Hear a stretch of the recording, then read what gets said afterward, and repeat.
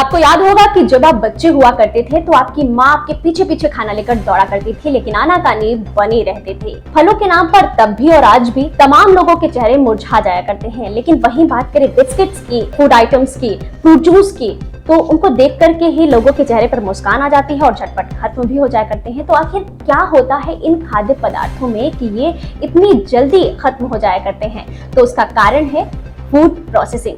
नमस्कार, आप देख रहे हैं विजनरी योगी। मैं हूं आपके संग आरती हिंद यादव।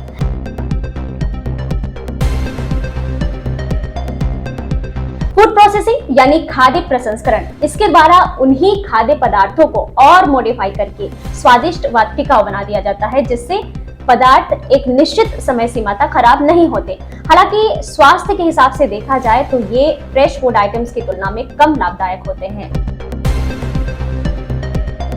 पर नौकरी के लिए सुबह शाम की भागम भाग, ट्रैफिक और तमाम तरह की अन्य आपाधापी से भरी दिनचर्या के बीच अब फुर्सत है वो कम हो गई है कि ताजा ताजा खाना रोज बनाएं और खाएं। इसका समाधान अब इंस्टेंट और प्रोसेस्ड यानी ready to eat packed food के रूप में देश विदेश में देखा जा सकता है। पहले खान पान की ऐसी आदतें सिर्फ पश्चिमी देशों तक ही सीमित थी, लेकिन अब भारत जैसे विकासशील देशों में भी ये काफी आम हो गया है। इसी बदलाव का नतीजा है कि वैश्विक स्तर पर प्रोसेस्ड फूड इंडस्ट्री का कारोबार निरंतर गति से बढ़ रहा है। वर्तमान समय में खाद्य प्रसंस्करण उद्योग क्षेत्र में असीम संभावनाएं हैं। भारत जैसे कृषि प्रधान अर्थव्यवस्था वाले देश में तो ये उद्योग सोने पर सुहागा का काम करेंगे। इन उद्योगों की इसी अहमियत को समझते हुए हाल ही में यूपी की योगी सरकार ने प्रदेश में नई खाद्य प्रसंस्करण नीति 2023 लागू की है। विशेषज्ञों के अनुसार माने तो नई खाद्य प्रसंस्करण उद्योग नीति पहले की खाद्य प्रसंस्करण उद्योग नीति की तुलना में काफी बेहतर और आकर्षक है। योगी सरकार ने नई नीति को पारदर्शी बनाने का पूरा प्रयास किया है। प्रदेश में खाद्य प्रसंस्करण उद्योग लगाने के लिए कई तरह की सुविधाओं का प्रावधान इस नीति में किया गया है। इस नीति के तहत नया उद्योग लगाने पर 35% या 5 करोड़ तक के अनुदान का प्रावधान किया गया है। इसके अलावा भूमि उपयोग परिवर्तन पर एकमुश्त मात्र 2% शुल्क लिया जाएगा। साथ ही साथ उत्तर प्रदेश में नया खाद्य प्रसंस्करण उद्योग लगाने के लिए 1 करोड़ तक के ऋण पर ब्याज में छूट भी प्रदान की जाएगी। प्रदेश में कोल्ड चेन की स्थापना करने पर उद्योगपतियों को 10 करोड़ रुपए तक की छूट प्रदान की जाएगी। इसके अलावा दूसरे राज्यों या बाहर कहीं से भी कच्चा माल मंगाने पर प्रदेश में उस पर मंडी शुल्क नहीं लगाया जाएगा। साथ ही साथ उत्पादों पर निर्यात करने वाले भाड़े पर 25% अनुदान भी दिया जाएगा। इसके अलावा खाद्य प्रसंस्करण इकाई की स्थापना के लिए बुनियादी आवश्यकताओं जैसे संयंत्र, मशीनरी और तकनीकी गति के लिए 35% या 5 करोड़ तक की सब्सिडी भी प्रदान की जाएगी।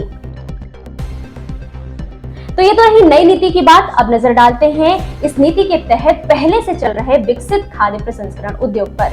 तो साल 2018 में जब योगी सरकार ने ODOP यानी वन डिस्ट्रिक्ट वन प्रोडक्ट मतलब एक जिला एक उत्पाद योजना लागू की, तो गोंडा और बलरामपुर में दाल प्रसंस्करण, औरैया में घी प्रसंस्करण उद्योग और कौशाम्बी में विविध प्रकार के खाद्य प्रसंस्करण उद्योगों ने अलग पहचान बनाई।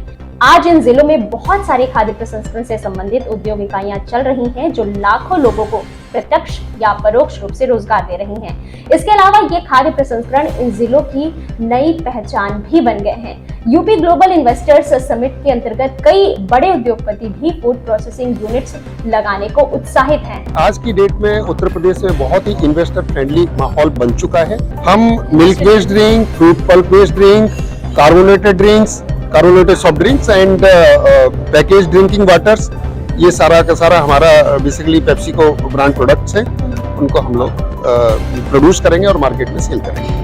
अब नई खाद्य प्रसंस्करण नीति के जरिए इस क्षेत्र में उद्योग बढ़ने से एक और स्थानीय लोगों को रोजगार मिलेगा, तो वहीं प्रदेश में संरचनात्मक बदलाव भी आएगा, जिससे देश और दुनिया में उत्तर प्रदेश और यहाँ के लोगों को नई पहचान मिलेगी। उम्मीद करते हैं ये नई खाद्य प्रसंस्करण नीति हम सभी के लिए फायदेमंद साबित होगी और ये जानकारी आपको अच्छी लगी होगी और आप इसका लाभ उठाएंगे और अपने से जुड़े लोगों के साथ शेयर भी करेंगे। वीडियो पसंद आई हो तो लाइक कीजिएगा और चैनल को सब्सक्राइब जरूर कर लीजिएगा। मिलते हैं आपसे जल्द फिर नई जानकारी के साथ।